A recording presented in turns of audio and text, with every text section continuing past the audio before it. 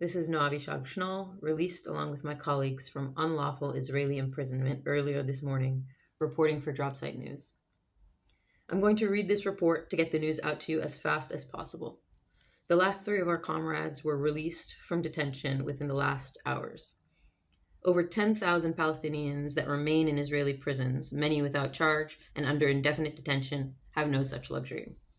Our boat, the Conscience, was attacked in international waters around 5 a.m. Wednesday morning, and the 8,000 Madeleine boats were attacked slightly before and after.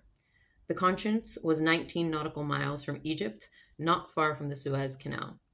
Israeli forces utilized at least 2 naval ships, 5 to 8 Zodiacs, and 2 helicopters to unlawfully board our boat, of majority medics and journalists carrying humanitarian aid. As previously publicized, we possessed no weapons and posed no threat.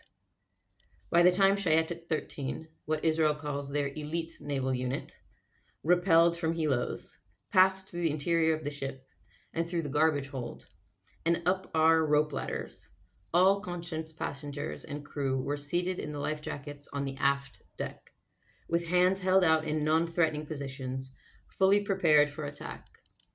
It took the Israelis until early evening to navigate our boat into Ashdod port.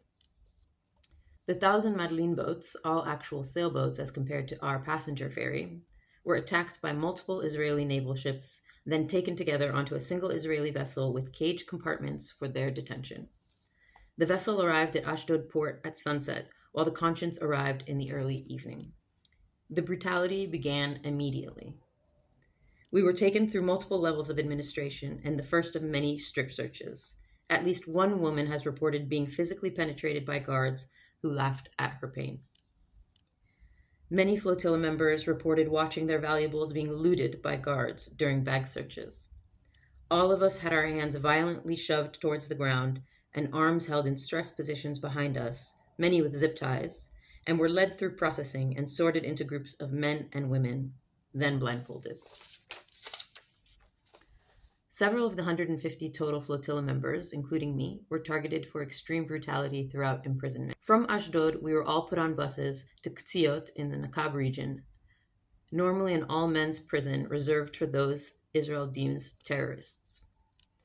We arrived between 2 and 3 a.m. and were separated into cells of 2 to 6, given filthy blankets, and left thin mattresses on the floor. Many flotilla members began hunger striking, with some even refusing water. The following day was administrative chaos, meant to be organized by nationality. Some were allowed to see consul reps. Some consuls didn't come at all. Some were taken into one room of a trailer at Ktziot and sat before a judge who inquired if we would accept voluntary deportation and acknowledge what they called illegal entry into Israeli territory. I was kicked out during the Americans' turn with the judge for translating the events into English. Any flotilla member who upset the Israeli guards was subjected to twisted and tightened handcuffs, and some received beatings. I was hung from the metal shackles on my wrists and ankles and beaten in the stomach, back, face, ear, and skull by a group of men and women guards, one of whom sat on my neck and face, blocking my airways. Many comrades, understandably, do not want their identity made public when recounting this treatment. During the evening, the men were tormented by guards with attack dogs and guns. The women were threatened with pepper spray. Our cell was awoken with threats of rape. There is a banner in the yard at Ktziot, below the large Israeli flag, which features a rubblescape. On the banner is written in Arabic, "The New Gaza." In the same yard, Israeli footage of October 7th was played on rotation on 2 screens.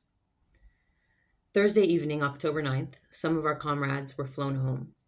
The next day, the remainder of us were taken to Giv'on prison, the same detention center previous flotilla members from the Madeleine and the Handla were unlawfully held in. The brutality continued. I was taken into solitary, as was one other woman and a few of the men. No one was allowed to see their lawyers after Ashdod port. When I demanded, one of the head guards raised his walkie-talkie to my face as if to strike and taunted in Hebrew, "Say it again."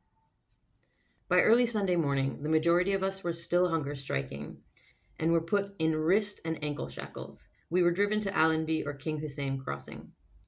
We didn't know where we're being taken, but some guards had told us of our imminent departure. We were driven through the occupied West Bank and caught glimpses through the metal barriers of the prison buses. We were met on the Jordanian side by a team of Freedom Flotilla Coalition and Thousand Madeleine organizers, as well as a Jordanian delegation. More details from the account are forthcoming.